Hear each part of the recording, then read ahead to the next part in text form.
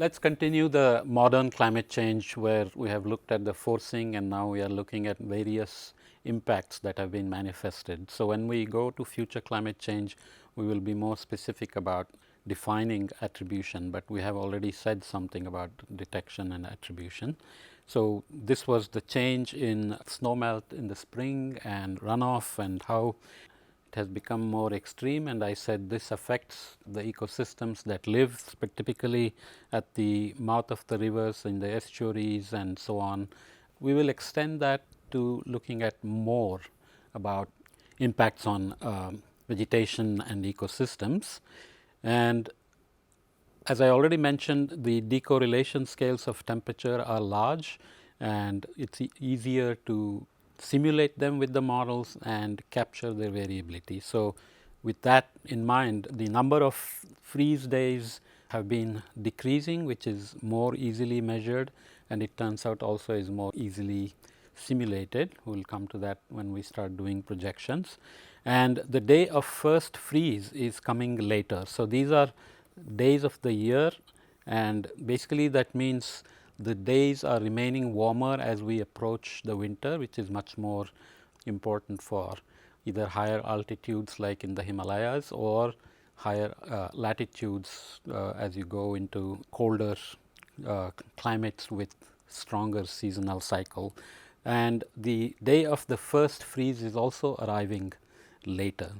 So, these are important for many reasons. For example, they would kill the mosquitoes, they will also kill the insects which are pests for crops and many other related ecosystem responses. So, you can imagine, take these two together, the freeze periods, the number of days over which the frost happens or temperatures drop below 0, typically during night times, is dropping, but there is some good news to begin with, where the growing season is actually getting longer in terms of number of days per year. So, this we are looking from 1960s onwards, which is essentially means the warm temperatures are favorable for crop growths, vegetation growths and so on. The photo period does not change, which means the length of day is not really changing, but within the day the hours with warmer temperatures are increasing and hours with frost temperatures are decreasing. There is some research that shows that this is not going to be good news all the way, because beyond a certain temperature the photosynthesis is not optimal anymore. So, the crop yields will begin to decrease, and we will see some of that in this lecture as well. So, here is the classification of pretty detailed classification of the vegetation types, going from forest systems in the tropics, which are essentially the rainforests. There are degraded forests and croplands, boreal systems which are high latitude forests, high density urban agglomerates. So, you know where the cities are, irrigated cropping systems, extensive cropping systems. So, there is slightly different terminology there, pastoral systems where you have lots of grazing. So, enough vegetation to maintain cattle and livestock and sheep and so on. Irrigated cropping systems that are different than rice, just because of the way the flooding is done and the evaporative loss and so on. So, in general, irrigation is considered very inefficient. So, almost 60% or maybe more gets evaporated as the water is just spread, and especially during hot summer days, and a lot of evaporative loss happens. So, it is an inefficient system. Intensive cropping systems where you have multiple crops being rotated and aiming for high yields and so on and so forth, and there are barren lands. You need to figure out, as the temperatures are warming, precipitations are shifting, the Hadley cell may be expanding, higher latitudes are warming faster because of the so called polar amplification that we talked about. Then how is each climate system responding, and whether that is really bad news for everybody? That is always kind of the key question. So, this is showing the growing season length in days. As you can imagine, the growing season is pretty long in regions where you have rainforest, Amazon and the Central African regions.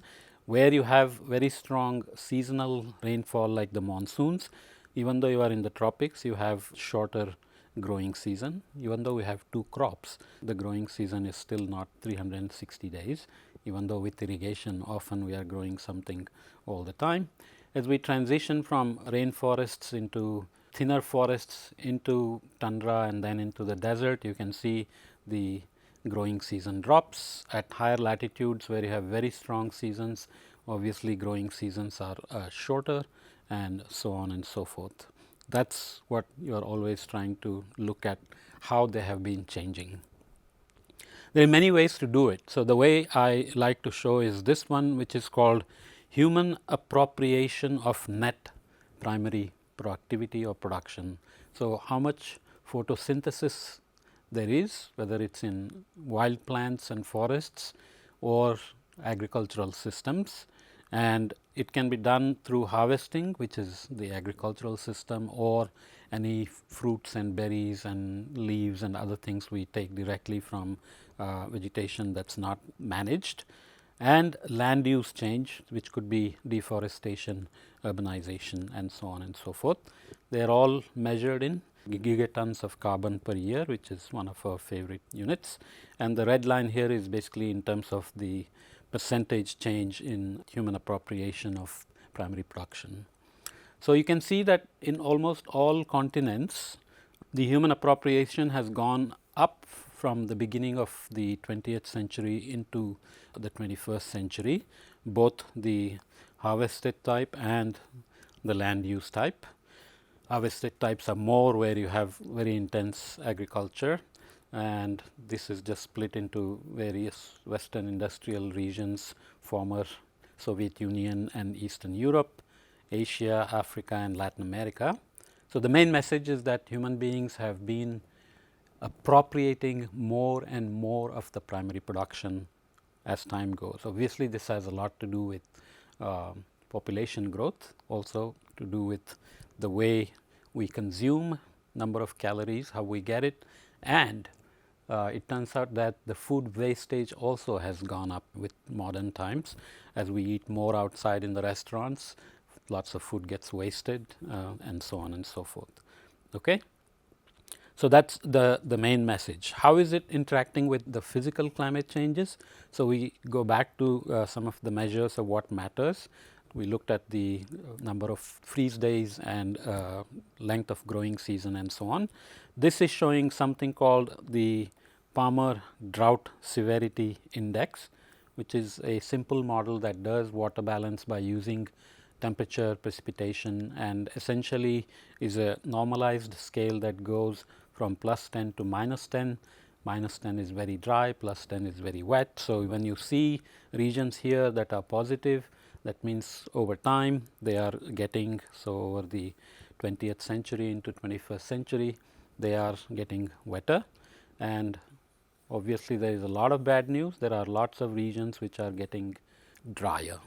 So, essentially this is done with a time variability and a spatial pattern. We will not go into the details of how statistically this is done, but essentially at any given point you can take at any time the value here and multiply it, and you will get what the change was at the time. So, if it is negative here and positive here, that means during the 20s and 40s there was actually some wetter climate here, and over time they have gotten drier, and this was drier and then it has gotten wetter as this has changed sign.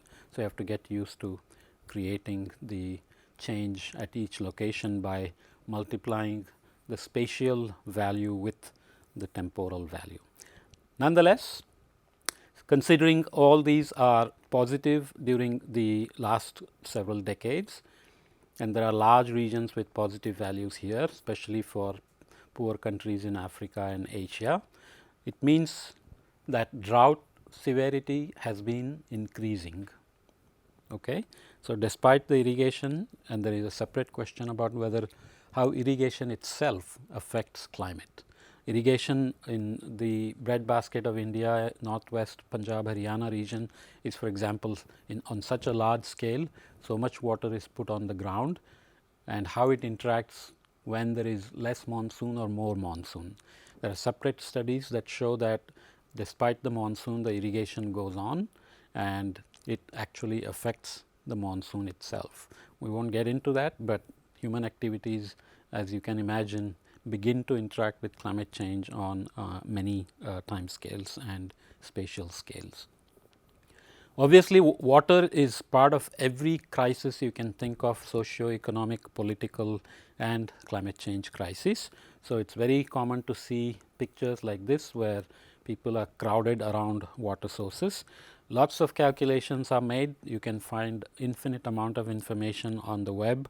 This one is from the United Nations Environmental Project, a little bit old, but you can see that in 1995 the number of places which had water stress in terms of water withdrawal as a percentage of total that is available.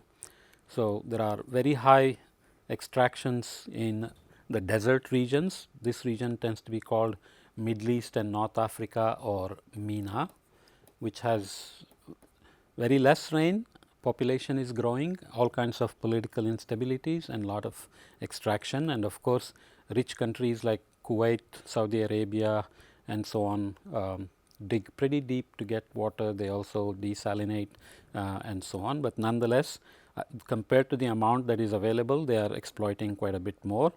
India is also a hot spot for groundwater mining, and there are more detailed pictures from satellites that show that northwest is losing something like 5 meters per year. So, you have to think about how much rain there is, how much that can recharge the groundwater and how much we are extracting. That is how these things are done.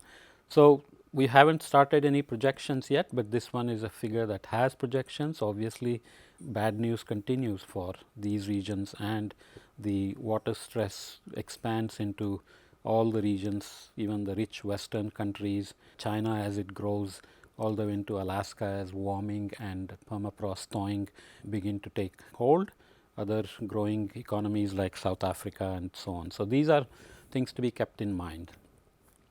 The physical and economic scarcity. So, water is always about quantity, how much water there is and how much it rains, quality, how clean it is or whether it is drinkable, arsenic, sometimes fluoride, other things, or economic water scarcity, which is access. So, quantity, quality and access. Are you rich enough to get access to water? So, you can see that India, for example, has large regions of physical water scarcity in the interior peninsular. So, coast of west coast of India gets a lot of rain. Once the monsoon winds climb over the western Ghats to the other side, there is much less rain. It is in the rain shadow side of the mountains, and those have severe physical water scarcity. But there is also regions which are especially the so called Gangetic plain or Ganga plain has lots of economic water scarcity. So, there are projections to see how this will get worse, and that relies on projecting future populations, what are the other technologies that will evolve and so on. But it just emphasizes the fact that the solutions that emerge here and there, like filters for removing arsenic or softening the hard water, biotechnology approaches and so on, will become more and more critical. And the other thing that I will start mentioning now that we will come back to later is how do you deal with the problems of your neighbors? If there are huge problems of water with your neighbor where you have water sharing agreements or maybe you don't, what internal conflicts in those neighboring countries will mean for you and your national security, immigration and so on. So, the famous example played out in southern Sudan, Darfur region and so on. The Syrian war is related to water scarcity and so on. So, in a globally connected economy, we will see a couple of other examples of a typhoon hitting one place, affecting the supply chain over the whole world. Climate change is not just a local problem anymore. It is very much a problem that requires lots of local solutions, but you also have to keep in mind what is happening around the world, from where you might get food and energy, or in your neighborhood where instability can mean bad news for you and so on. Again, we must always keep in mind the internal variability as well as we look at the impact on physical climate, ecosystems, marine ecosystems, heat waves on land and the ocean and so on. And I will just mention something that we did not explicitly say before in terms of the impacts, but we did say that as the warm pool moves and the rainfall moves to the east, we said there will be drought and forest fires on this side, floods and mudslides and so on this side, and I said it also has global impact. So, you can see that El Nino, which peaks in December, January, February, in the sense the warmest temperatures in the east happen in this season, but it grows during the whole year. So, you can see we will not show the summer teleconnections, these are called teleconnections because you make changes here and climate is being affected here. So, connections like telepathy. Okay. So, these are warm episode relations and these are cold episode relations. There is a similar picture for summer, as we know that the summer monsoon over India, for example, gets affected by the El Nino. So, during the winter months you have dry and warm region here, wet and cooler region here, warming and wet, dry and warm, and so on and so forth. So, again going back to the things we mentioned before, if we have a decade with lots of El Ninos, strong El Ninos like the 80s and 90s, El Nino begins to impact the droughts that may be happening or the wetting that may be happening because of global warming. So, this superposition should always be kept in mind. So, this is the example of the dust storm over Melbourne. In fact, data even shows that in Melbourne when El Nino comes, beer consumption is much higher because it is very hot and dry. This is the forest fires in Indonesia. There are complications there. When we do future climate change, we will have to worry a little bit about human behavior, for example. In this context, the human behavior is a bit complicated because there is lots of palm plantations now for biofuels, and there are other complicating factors like clearing the forest for development. So, when an El Nino forecast comes, which typically comes 6 to 9 months before the peak El Nino. So, it comes in March, April of this year, if the El Nino is going to happen in December, January, February of this year to next year. Then some smart developers have started using the El Nino forecasts to apparently start their own fires, to clear up the forest, saying that is caused by El Nino. So, making a climate forecast may be important, but who uses that information to do what, it cannot be easily controlled. That becomes part of the human system when we also begin to make climate projections. So, typically we say weather predictions, climate predictions, they are short time scale, a few days to months to years, whereas when we say projection, that is going into tens of years up to 100-year or longer. This is the satellite image of all the forest fires in South Asia during 2015, which was a very strong El Nino. So, this interaction always has to be kept in mind. This is showing much more of wider impact of El Nino, including the ocean regions. So, we looked at these already a little bit, summer monsoon impacts, but there are coral bleachings happening during El Nino. There are forest fires in various places. There are dust storms, droughts, and there is also ocean heating. So, in this region, go back to your basic understanding. If trade winds create upwelling and during an El Nino the trade winds are weakened, that means upwelling is weakened. We mentioned that that changes the dynamics, carbon fluxes, but it also affects photosynthesis, kills lots of fish, and seabirds die which depend on it, and many fish that can move away do move away, but those which cannot move away will end up dying, and so on and so forth. So, the impacts vary from marine life to coastal erosion, coral reef, forest fires, tropical storms, yes. So, in this region hurricanes are reduced during an El Nino, and during a La Nina hurricanes are increased. That has something to do with how the winds change from the surface to the top, because if the wind direction changes very strongly, that tends to shear off the hurricane, take away the energy and make it weaker. If the wind change is less, then the hurricane can be more favorable to survive, can get stronger and so on. So, the wind shear it is called, the wind shear changes with El Nino and La Nina, and that affects hurricanes and tropical storms, cyclones and so on. So, floods and droughts of course are also caused by El Nino. Going back to trends that have been observed from 1991 to 2008, again shorter period, but this is the period over which we have very reliable winds over the ocean. So, here we are looking at changes in the 90th percentile, which means the strongest of the winds, and 90th percentile in significant wave height. As the winds blow, waves are generated in the ocean. If the winds get stronger, the waves get stronger. So, you can see that much of the world ocean is having increases in 90th percentile of winds, with some exceptions here and there. You can see Indian Ocean, which is very critical because our monsoon depends on the winds. Associated with that, you have some changes in the significant wave heights. So, this is important because if people are trying to find smart ways of putting windmills in the ocean, wind farms in the ocean, this kind of information can help. For example, these coasts here close enough to land. So, can you put offshore wind farms here and extract energy also on this side? Already some states like Virginia and Florida are trying to do that. So, when we come to climate projections, you have to remember that if you invest $1 billion here and the winds die away in 10 years, then what will happen? So, you have to be aware of how the winds will change in the future, not just how it is changing now. So, India also potentially has offshore wind potential. We will come back to that in the next section.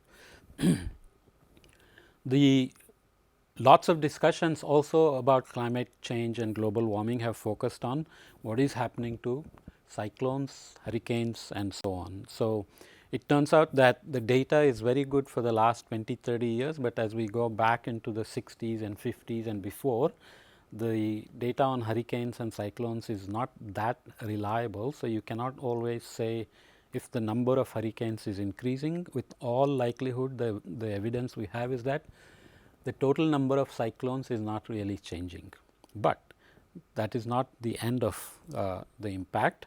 You can look at things like the power dissipation index, which is a sum of maximum 1 minute sustained wind speeds to the cube, which at 6 hourly intervals, which gives you a sense of how much cyclone energy there is at any given point. So, you can see that the maximum storm PDI or power dissipation index has definitely been going up. It has some natural variability as well, which is related to again things like El Nino and PDO and NAO, and SST warming is quite consistent with that. So, the increase in hurricane PDI or power dissipation index is corresponding to the SST increase. Basically, this means that there is some evidence that stronger of the cyclones like category 4 and 5 are increasing and the weaker ones are decreasing. So, the total number of cyclones may remain same, but you will get more of the stronger hurricanes. With the sea level rise, that can be bad news, right. So, even if sea level rise is only increasing by a few centimeters, a stronger hurricane is going to sweep in much more water into coastal regions. So, the coastal inundation and storm surge is going to be much stronger as sea level keeps rising. So, you have to consider these multiple cascading effects that can happen. Let us look at some more of the impacts of CO2 that has been observed. We said that as CO2 increases in the atmosphere, it is highly soluble in water. So, it begins to form carbonic acid. So, CO2 plus H2O gives you carbonic acid. The ocean is a very special system. It has salt in it, it has other kind of minerals in it, which makes it very alkaline. So, you cannot just take fresh water and put salt into it and make ocean water, because you need alkalinity, which comes from the balance of H plus ion, which is a complicated movement between boric acid and carbonic acid and many other species in the water. So, what is the net effect? Ocean can take up carbon dioxide but it does not easily get saturated if it is coming in at a low rate, because it dissolves, becomes H2CO3. If it remained as H2CO3 or carbonic acid, eventually the ability to take up CO2 would decrease because it would get saturated. But actually in the ocean, because of these various balances, the H2CO3 actually splits into H plus and HCO3 minus, and then it is called bicarbonate ion. HCO3 minus itself then splits again into H plus and CO3 minus minus, which is called the carbonate ion. So, its ability to move stuff from carbonic acid into bicarbonate and carbonate basically makes it continue to take up CO2 and not get saturated. Since it does not get saturated, it is called to be, it is said to be buffered. So, the ocean is buffered against getting saturated. It is called the alkalinity buffer, for technical details of how the alkalinity changes because you are changing H plus. The balance of net H plus is the alkalinity. We will not get into the details, but you can look it up. And so, the question is, as you increase CO2 in the atmosphere with fossil fuel burning, will the ability to be buffered against getting saturated continue? Turns out that not so. Ocean has remained at a certain pH. Remember, the negative log of H plus is the pH. The pH has remained slightly basic at about 8.2 or so for millions of years, tens of millions of years, but we are increasing CO2 at such a rapid rate that this is not working, which means the pH is decreasing, which means the ocean is getting acidified because carbonic acid is increasing. Okay. So, that means dissolved carbon dioxide is increasing and pH is decreasing. So, ocean which has been at this value for many millions, tens of millions years since industrial revolution has been getting more acidic. Why do we care? You can already begin to get a hint by looking at these shell forming things that live in the ocean. So, you begin to have deformed shells. Why? Basically, if it is a animal that is forming calcium carbonate shell, CaCO3, if it is to remain without getting dissolved in the surface water, that means the surface water has to be super saturated with calcium carbonate. There is so much calcium carbonate that a calcium carbonate shell does not dissolve. So, it can make a shell out of the calcium carbonate from the water and still not get dissolved. Making the water more acidic basically begins to interact with this calcium carbonate and use up carbonate ion, as we will see in the next slide, and that is what acidification is. Okay.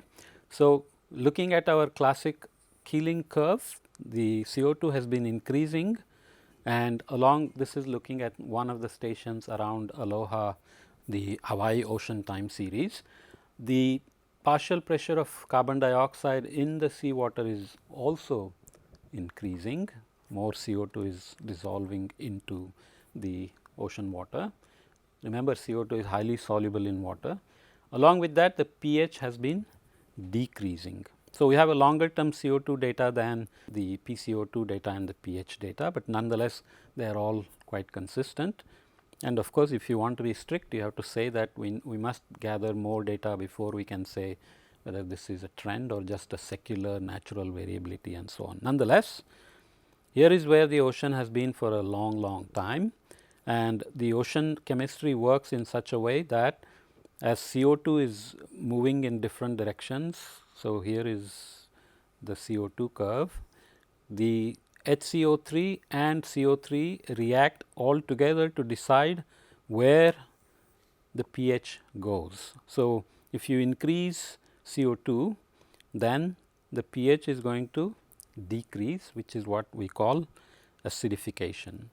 So, the net reaction of this buffering taken all together is that CO2 dissolves into water but if you add up those three reactions that we looked at here, you can write this equation where carbonate ion is taken up as well, creating more bicarbonate, which means CaCO3 now begins to become less saturated and essentially result in deformed carbonate shells, as I will show in a minute. So, this is the amount of invasion of anthropogenic carbon dioxide into the ocean.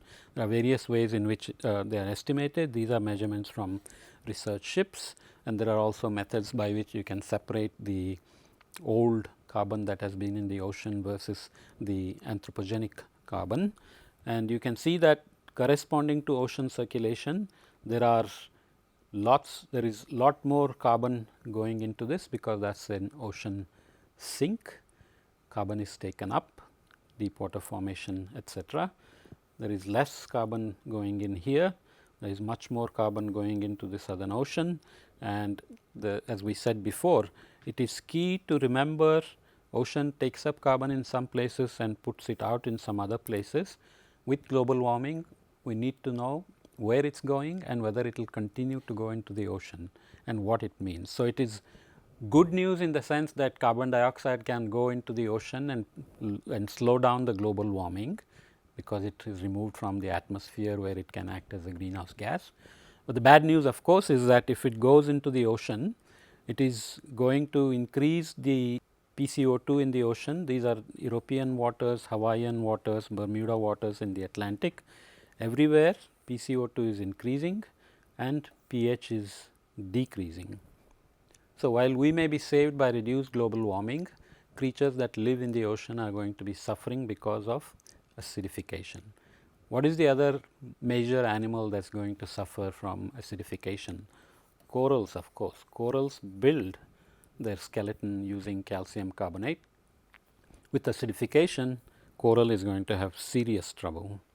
So, these are some of the pictures of the healthy coccolithophorids which form calcium carbonate shell, and you can see that with acidification they begin to have all sorts of problems. Okay. So, bad news with increasing CO2, the carbonate ion is going to get consumed, calcium carbonate is going to become less than supersaturated, and it begins to deform the calcium carbonate shell forming animals. This is an estimate of the change in pH from 1700s to the present. So, the red numbers are negative, which means acidification, and you can see that pretty much the entire world is in the negative range, and lots of them are in significant acidification range. Not at all good news, right? So, there are some that are less because of the dynamics, the way whether the ocean takes up carbon or not. There are issues of how much upwelling happens, how much biology happens, or how much PCO2 is brought out and outgassed or taken up, and so on and so forth. The net result is that most of the global ocean has significantly acidified, as seen by pH changes over the last couple of 100 years. Okay. Let us try to put this together and go through few more things. Remember that these are enormous details. What you want to learn and decide what to teach is how many things are affected by global warming, because when we go into projections, picture gets a little bit more complicated, because we have to worry about the future and make lots of assumptions of the future. But what is observed, the main issue is always what are we detecting and what is attributable to human activity. So, bad news is bad news. You should collect as much information as possible just to have a baseline. So, for example, where you are from, there may be no baseline. I will come back to this later on. So, is there any data in your neighborhood to see how the ocean may be changing, or how the river may be changing, how vegetation may be changing, how temperature or precipitation may be changing, and so on. So, these baselines are important. So, just logging the changes itself is very, very critical. So, this is a very detailed figure, has lots of information. So, do not get intimidated, but just kind of get the big sense. So, it is basically looking at physical systems, biological systems, and human and managed systems like food production, livelihood, health and economics. And it has got these several bars. So, the colors correspond to physical, biological and human systems, and the length of the bars and the whether they are split or solid corresponds to whether our confidence in attributing the change to human activities or to climate change is very low or very high. Okay? So, there is a confidence range associated with it.